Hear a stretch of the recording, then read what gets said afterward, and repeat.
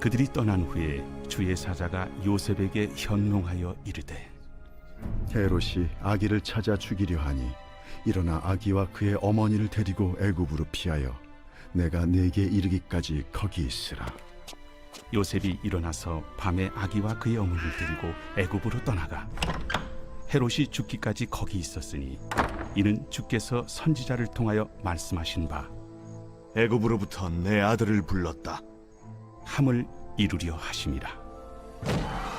이에 헤롯이 박사들에게 속은 줄 알고 심히 노하여 사람을 보내어 베들레헴과 그 모든 지경 안에 있는 산의 아이를 박사들에게 자세히 알아본 그때를 기준하여 2살부터 그 아래로 다 죽이니 이에 선지자 예레미야를 통하여 말씀하신 바 라마에서 슬퍼하며 크게 통곡하는 소리가 들리니 라헬이 그 자식을 위하여 애곡하는 것이라.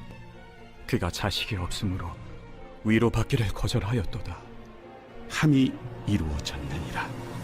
헤롯이 죽은 후에 주의 사자가 애굽에서 요셉에게 현몽하여 일어나 아기와 그의 어머니를 데리고 이스라엘 땅으로 가라.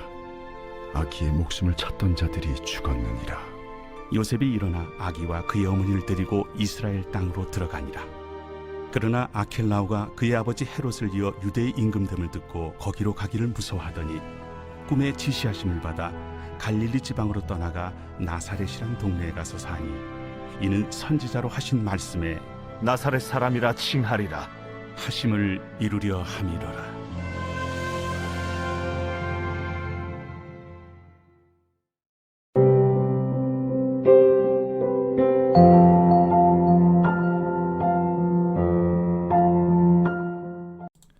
여러분 반갑습니다. 오늘도 큐티로 여는 기막힌 하루입니다. 본 말씀 마태복음 2장 13절부터 23절의 말씀입니다.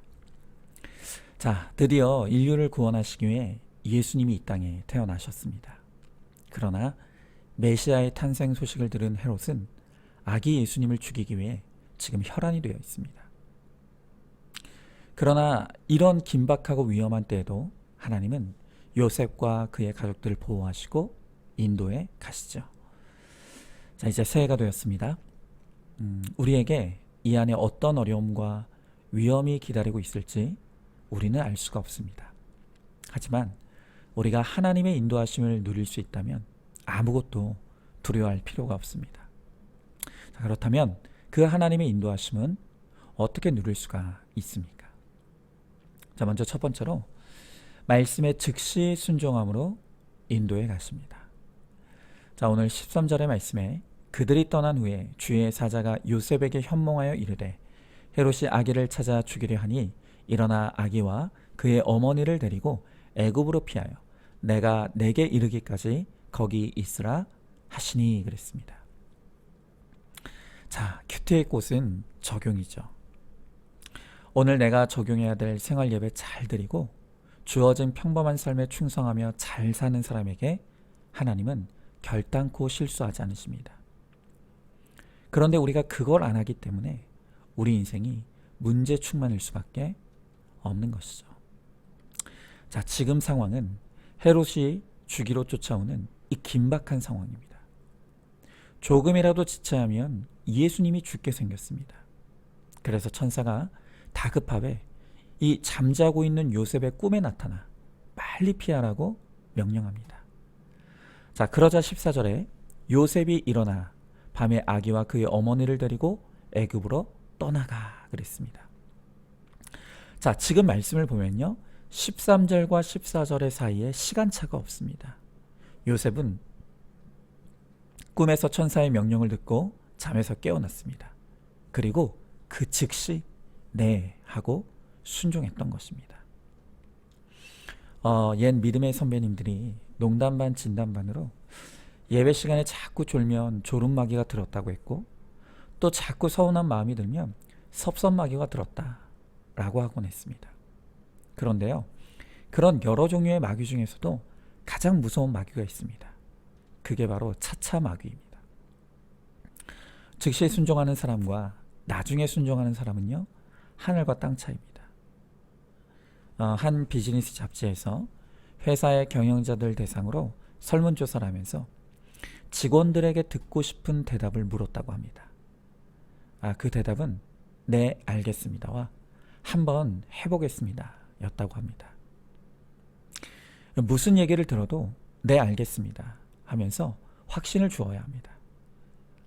그런데 매사에 네를 못하고 핑계와 변명이 많은 사람은 매력이 없습니다. 인정받을 수가 없는 것입니다. 요셉은 애굽을 떠나라는 주의 사자의 명령을 들었을 때 즉시 네 하고 그 밤에 떠났습니다. 즉시 순종했습니다. 여러분, 바로 이 요셉의 즉시 순종이 인류를 살리는 순종이 된 것입니다.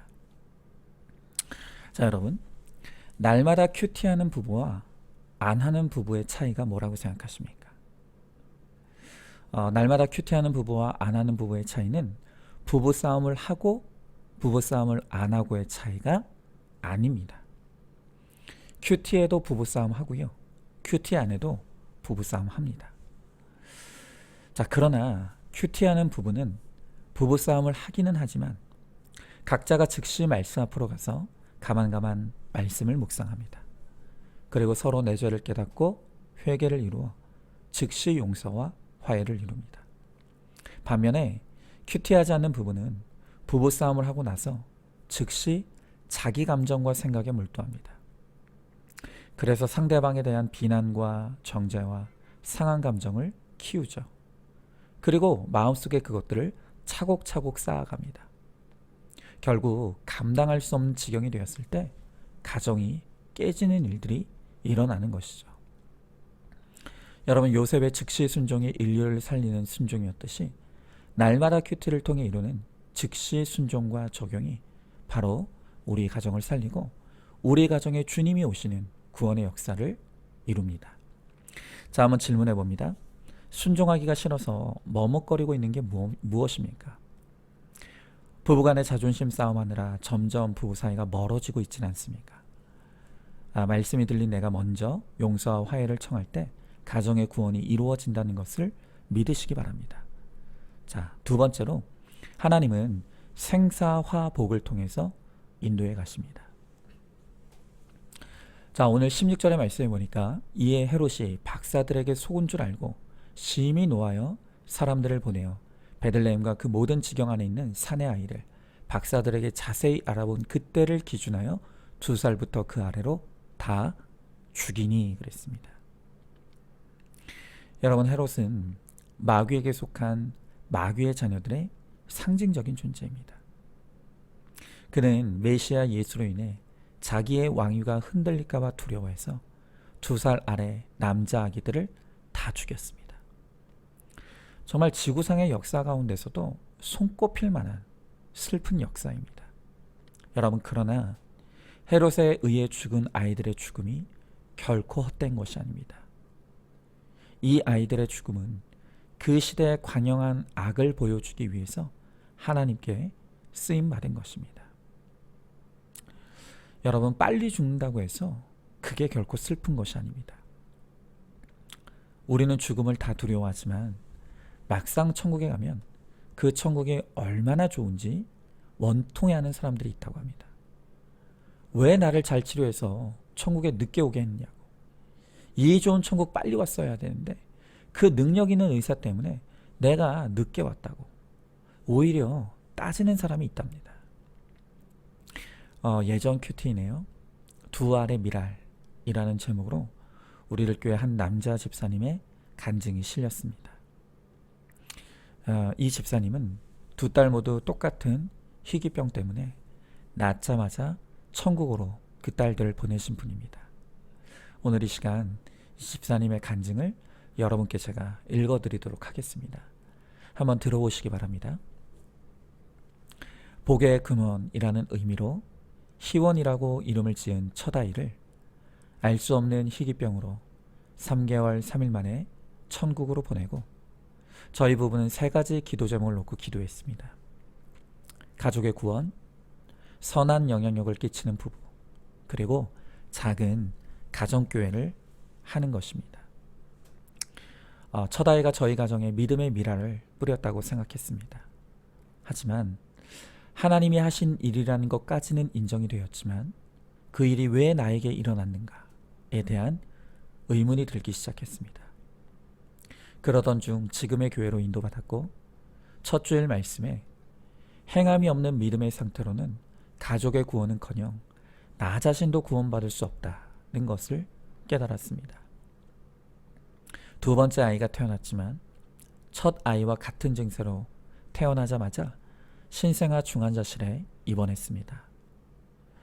첫 아이가 천국에 갔을 때에도 괜찮아질 거라는 초긍정으로 위기를 넘겼는데 둘째 아이가 태어나자마자 중환자실에 가게 되니 더 피할 곳이 없게 되었습니다. 둘째 아이까지 아프게 된 이 일은 대학 때부터 환경운동을 하면서 대학원에 진학하여 전문 지식을 쌓고 전문 환경운동가를 꿈꾸던 저의 세상 임금이 죽는 사건이었습니다. 학업을 진행하기보다 당장 취직하여 아이의 병원비를 벌어야 한다는 생각에 그동안 바라던 꿈은 허무해졌습니다. 또한 그간 저 자신이 돈을 좋아하지 않는다고 생각했는데 돈을 좋아하는 사람이라는 것을 새삼 깨닫게 되었습니다. 결국 6개월 후에 둘째 아이도 미랄이 되어 천국에 갔습니다. 그리고 이후에 공동체에서 양육 훈련을 받고 나서 저희 부부는 소그룹의 리더로 부름받았습니다. 첫 소그룹 예배를 준비하다가 첫 아이를 천국에 보내고 서원했던 기도가 생각이 났습니다. 그리고 문자 그대로 가정교회와 같은 소그룹을 섬기게 되었습니다. 그리고 몇 년 후에는 목사님으로부터 먼저 떠난 두 자녀에게 미처 쏟지 못한 사랑을 영적 자녀들에게 쏟아주라고 주일학교 영아 부서를 맡아보라는 부르심을 받았습니다. 비록 육의 자녀는 없지만 이제는 영의 자녀를 낳는 일을 위하여 두 자녀에게 주지 못한 사랑을 영아부 아이들에게 쏟으며 쓰임받는 삶을 살게 된 것입니다. 잠시 동안 세상에 온 빛 같은 두 아이가 미랄이 되어 천국에 가는 사건을 통해 주님은 제가 세상 명예와 욕심을 내려놓고 작은 것에 충성하는 자가 되도록 이끄셨습니다. 앞으로도 소그룹과 영아부를 섬기며 두 아이의 사건으로 세상의 빛으로 오신 예수님을 증거하며 살겠습니다. 자, 여러분, 이분은 잠시 왔다 떠난 그 보석 같은 두 자녀들을 미랄로 표현했습니다. 비록 짧은 인생을 살다 간 자녀들이지만 이 아이들의 삶과 죽음을 통해 이 부부가 세상 야망을 버리게 되었고 더 많은 영적 후사를 낳는데 쓰임받는 인생으로 거듭났기 때문입니다. 여러분, 그렇다라고 한다면 누가 감히 이 아이들의 죽음이 헛되다고 말할 수가 있겠습니까? 우리의 죽음이 누군가 예수를 믿게 하는 도구로 쓰인다면 그보다 더 기쁠 수는 없는 것입니다. 여러분, 죽음을 하나님의 눈으로 바라보시기 바랍니다. 그러면 하나님은 어떤 죽음에도 실수하지 않으시는 분이라는 것을 우리가 고백하게 될 것입니다. 자, 한번 질문해 봅니다. 가까운 가족, 지체의 죽음을 겪었습니까? 그 죽음 가운데 하나님의 살아계심을 경험하고 전했습니까? 연민과 분노로 날마다 죽은 남편, 자식을 놓지 못하고 계시지 않습니까? 자, 마지막 세 번째로 하나님은 우리의 인내를 통해 인도해 가십니다. 자, 오늘 19절부터 20절의 말씀입니다. 헤롯이 죽은 후에 주의 사자가 애굽에서 요셉에게 현몽하여 이르되 일어나 아기와 그의 어머니를 데리고 이스라엘 땅으로 가라. 아기의 죽음을 찾던 자들이 죽었느니라 하시니 그랬습니다. 자, 하나님은 요셉과 마리아에게 애굽으로 가라고 하시더니 헤롯이 죽기까지 기약 없이 기다리게 하십니다. 그런데 그 기간 동안 이 잔인한 헤롯은 예수님을 안 믿는데도 잘 입고 잘 먹고 형통한 가운데 있습니다. 여러분, 이런 모습을 보면 어떻게 이럴 수가 있을까라는 생각이 듭니다. 하지만 역사가 요세푸스에 의하면 이 헤롯이 죽을 때는 내장이 썩고 벌레가 나는 심한 병에 시달리다가 비참하게 죽었다고 합니다. 바로 이때까지 헤롯이 죽기까지 잘 기다리고 있는 사람이 애굽에 살아도 하나님의 인도하심을 받습니다. 신분, 장소, 나이, 처지에 상관없이 주의 사자가 나를 통해 인도해 가시는 것입니다. 자, 그런데 요셉과 마리아가 인내해야 될 일들이 끝이 없습니다. 이어지는 21절, 22절 말씀해 보니까 요셉이 일어나 아기와 그 어머니를 데리고 이스라엘 땅으로 들어가니라. 그러나 아켈러오가 그의 아버지 헤롯을 이어 유대의 임금됨을 듣고 거기로 가기를 무서워하더니 그랬습니다. 자, 이제 헤롯이 죽자 요셉은 이제 고난이 끝이라고 생각하여 이스라엘 땅으로 왔습니다. 주의 사자를 통해 인도함을 받아서 이제는 평안함을 기대하며 이스라엘로 온 것입니다. 그런데 끝없는 고난이 기다리고 있습니다. 그러나가 기다리고 있는 것입니다. 아버지 헤롯이 죽으니까 아들 헤롯이 뒤이어 임금이 돼서 기다리고 있는 것이죠. 여러분, 그래서 우리는 인내가 필요합니다. 시부모님 병수발하다가 돌아가시니까 남편이 바람을 피웁니다. 남편의 외도가 잦아드니까 아이가 가출합니다. 그럴 때 왜 이런 일이 오는가가 아니라 나에게 아직 훈련이 필요하다는 것을 알아야 합니다. 왜 훈련이 필요합니까? 지금 주의 사자를 통해 인도함을 받았어도 헤롯의 아들 아켈라오가 임금이 됐다고 하니까 가기를 무서워했다고 합니다. 내가 여전히 헤롯을 무서워하기 때문입니다. 여전히 사람이 무섭기 때문에 우리에게 훈련이 더 필요합니다. 여러분, 김영재 목사님도 고백하시기를 당신이 서울대 음대를 나왔어도 초등학교도 안 나와서 한글을 모르는 무학자 시어머니가 무서웠고 시집살이가 무서웠고 남편이 무서웠다고 했습니다. 그런데 예수님을 만나 가족과 남편의 구원을 위해 생명 놓고 기도하면서 죽으면 죽으리라, 욕을 하면 욕을 듣자, 이렇게 마음 먹게 되니까 더 이상 무섭지 않게 되었다고 했습니다. 여러분, 우리는 이렇게 날마다 말씀으로 인도함을 받고 하루를 시작해도 두렵고 무섭고 애통할 일이 너무 많습니다. 워싱턴에 가면요, 링컨이 애용하던 성경책이 보관되어 있다고 합니다. 그런데 가장 많이 읽어서 손때가 찌들어 있는 부분이 바로 시편 34편이라고 합니다. 이 시편 34편 4절에 이렇게 기록되어 있습니다. 내가 여호와께 구하매 내게 응답하시고 내 모든 두려움에서 나를 건지셨도다. 여러분, 이 링컨이 남북전쟁과 평생의 고난 속에서 얼마나 두려움이 많았겠습니까? 그러나 하나님은 그 두려움 많은 링컨의 삶 가운데서도 그를 인도해 가셨습니다. 그래서 마침내 그의 삶을 통해 하나님이 계획하신 일들을 완성하셨습니다. 여러분, 우리에게는 두려워할 수밖에 없는 일도 하나님께는 작고 사소한 일일 뿐입니다. 주님의 역사는 절대로 나의 문제 때문에 가로막히는 법이 없습니다. 그래서 오늘 2절에 보면 선지자로 말씀하신 바가 이루려 하심이라, 또 선지자로 말씀하신 바가 이루어졌느니라, 이 말씀이 3번이나 반복됩니다. 무슨 말입니까? 비록 두려워할 수밖에 없는 문제와 상황에서도 우리가 인내를 이루며 말씀을 펴고 말씀의 인도를 받으면 모든 사건이 하나님의 말씀대로 이루어지는 삶이 된다는 것입니다. 여러분, 바로 이것이야말로 최고로 축복받은 삶인 것입니다. 그러므로 오늘도 말씀대로 믿고 말씀대로 살고 말씀대로 누림으로 말씀대로 성취되는 믿음의 역사를 경험하는 저와 여러분, 우리 모두가 되기를 간절히 소망합니다. 자, 한번 질문해 봅니다. 하나님의 때가 될 때까지 가기 싫어도 가야 할 애굽은 어디고, 또 죽기까지 기다려야 될 나의 헤롯은 누구입니까? 환경의 인도함을 기다리지 못하고 내 열심으로 제 갈 길로 가고 있지는 않습니까? 자, 오늘도 1월 4일 보석 상자입니다. 내 환경이 여전하고 내 식구가 안 변합니까? 하나님은 내가 큰 일꾼 되라고 내게 큰 열매 주시려고 안 변하는 배우자와 자녀를 수고하게 하십니다. 아멘. 우리 함께 기도하겠습니다. 하나님,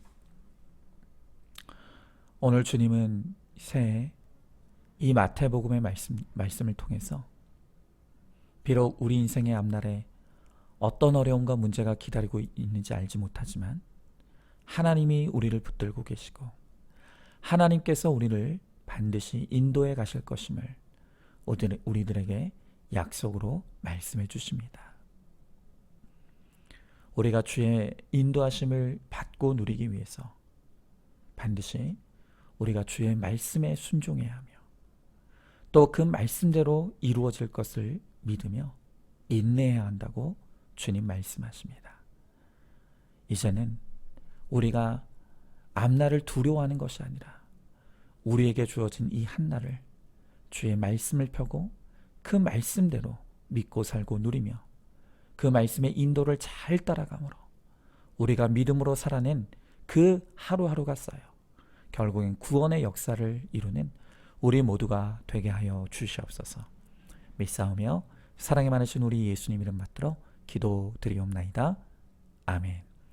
오늘도 큐티로 기막힌 하루를 살아내는 하늘가족 공동체 우리 모든 성도님 되시기를 주님의 이름으로 축복합니다.